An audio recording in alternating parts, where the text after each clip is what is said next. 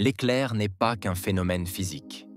C'est un signe, un ayah. C'est lui, Allah subhanahu wa ta'ala, qui vous fait voir l'éclair, vous inspirant crainte, khawf, et espoir, tama. Sourate Ar-Ra'd 12.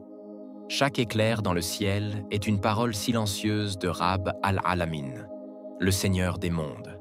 Il t'éblouit, il t'interrompt, il te dit « Regarde vers le haut ». Deux émotions, deux ailes. Al-Khawf, la crainte, ce sursaut intérieur quand tu sens que tu ne contrôles rien.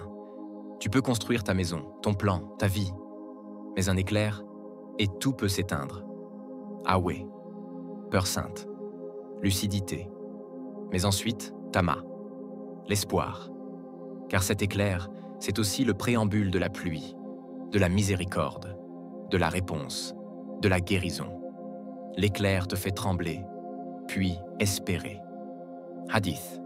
Le prophète Muhammad, sallallahu alayhi wa sallam, a dit « Le tonnerre est un ange parmi les anges d'Allah subhanahu wa ta'ala. Il est chargé des nuages.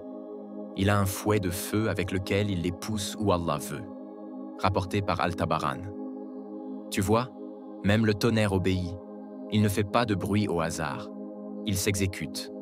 Alors toi qui vis sans ange ni foudre dans les mains, qu'attends-tu pour obéir dans la clarté? L'éclair est une parabole de ton âme. Il apparaît d'un coup. Il brille, il dérange. Il révèle ce que l'on ne voyait pas dans le noir. Et ensuite, il disparaît. Mais ce qu'il a montré reste, comme une vérité qu'on ne pourra plus nier. Tu as déjà eu ces éclairs dans ta vie. Une parole, une mort, une naissance, une prière sincère, un verset entendu comme pour la première fois. C'était ton éclair. Et le croyant, lui, marche entre khawf et raja, entre la peur de ne pas être à la hauteur et l'espoir que la miséricorde d'Allah subhanahu wa ta'ala le recouvre malgré tout. Ibn al-Qayyim rahimahullah disait « Le cœur du croyant est comme un oiseau.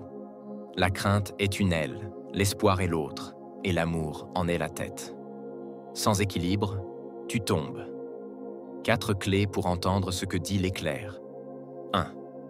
Quand le ciel gronde, baisse le son intérieur. Écoute. Ne commente pas. Ne poste pas. Écoute. 2. Relie chaque peur à Allah subhanahu wa ta'ala. Pas au monde. Pas aux gens. À celui qui t'éduque par les secousses. 3. Cherche la miséricorde derrière chaque frisson. Si tu trembles, c'est peut-être que le ciel te regarde. Apprends ce dua du prophète Muhammad sallallahu alayhi wa sallam quand il entendait le tonnerre. Subhan alladha yusabbihu ar-ra'du bihamdiha wal malaikatu min khifatihi. Gloire à celui que le tonnerre loue par sa louange, ainsi que les anges, par crainte de lui. Muwatta Malik. Invocation. Ya Allah subhanahu wa ta'ala, quand le ciel parle, fais que je comprenne.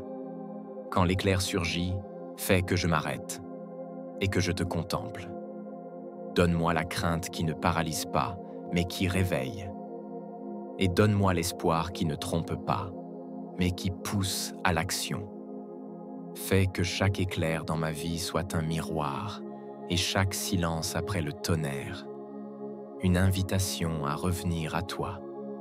Ya Rab, fais que mon cœur brille, même s'il ne fait pas de bruit.